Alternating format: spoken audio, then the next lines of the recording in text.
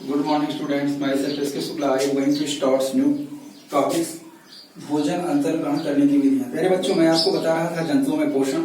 आपने देखा है चींटी, मक्खी, मच्छर, कीड़े मकोड़े, तमाम प्रकार के जंतु आपको पृथ्वी पर दिखाई देते हैं। लेकिन कौन से जंतु किस प्रकार से भोजन ग्रहण करते हैं, उनको भोजन ग्रहण करने की क्या विधियां होती हैं, क्या उनकी टेक्नोलॉजी होती है। जैसे कि जितने विकसित एनिमल आप देखेंगे वह मुख के द्वारा भोजन को ग्रहण करते हैं। क्या इनके शरीर में कार्य करने के विशेष अंग हैं, जैसे मक्खी, मधुमक्खी, तितली और कीटों के मुखांग। आपने देखा क्या इनके माउथ पार्ट कैसे होते हैं, किस प्रकार के होते हैं। टिड्डी जो आप देखते हैं उसके जो मुखांग होते हैं, माउथ पार्ट होते हैं, वह एकदम पानी टाइप होते हैं। और मधुमक्खी को भी आप देखते होंगे किस प्रकार से फूड मटेरियल को ग्रहण करती है।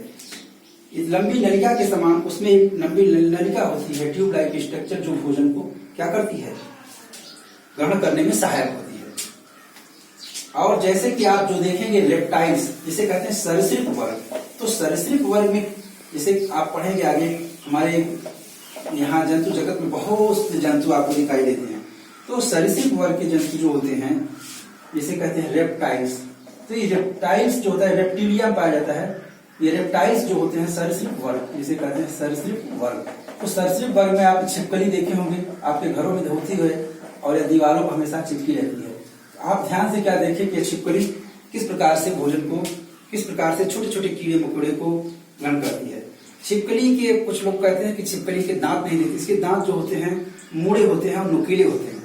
दांत इसमें होते हैं लेकिन उस दांत जो होते हैं अंदर की तरफ मुड़ जाते हैं और नुकीले होते हैं, और चबाने वाले दांत इसमें नहीं पाए जाते। जैसे हम लोगों में दांत होते हैं जो चबाने वाले, वह उसमें नहीं पाए जाते हैं, क्योंकि ये भोजन को पूरा निगल लेते हैं। पूरा का पूरा क्या करते हैं, निगल लेते हैं, इसलिए इनको चबाने की जरूरत नहीं पड़ती है। स्तनधारियों के जो दांत होते हैं, स्तनधारी माने मैमल्स वर्ग में आप जैसे स्तनधारियों में देखेंगे काऊ है, गोट है, बफेलो है, जो स्तनधारी होते हैं, इनके दांत जो होते हैं काटने के लिए होते हैं। किसी चीज को पहले काटेंगे, फिर इसको फाड़ेंगे, फिर इसको चबाएंगे।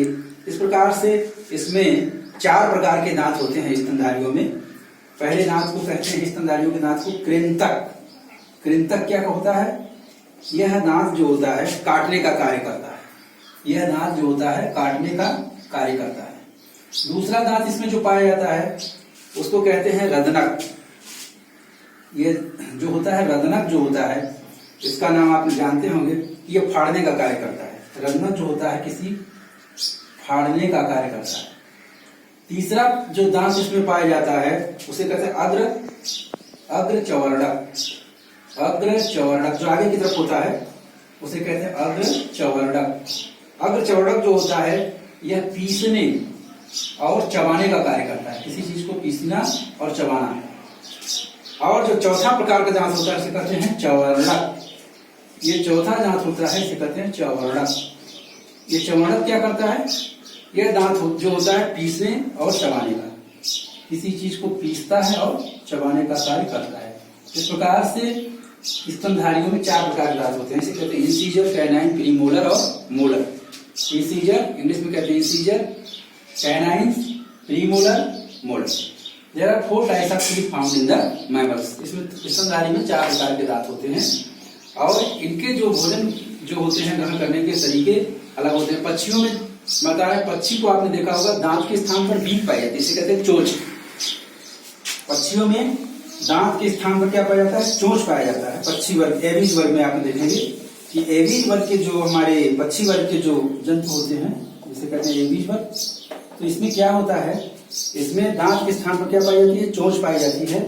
और चोंच की आकृति अलग अलग होती है, जैसे दाना चुगने का चोंच, दाना चुगने के लिए, शिकार को पकड़ने के लिए, फाड़ने का काम करती है। कुछ पक्षी जैसे बाज है, चील के पंजे जो होते हैं पहने होते हैं, मजबूत होते हैं, भोजन को पकड़ने में सहायता करते हैं। तो इस प्रकार से आपने देखा कि हमारे यहाँ जो जंतु होते हैं अपने विभिन्न तरीके से शिकार को, भोजन को ग्रहण करते हैं। Thank you.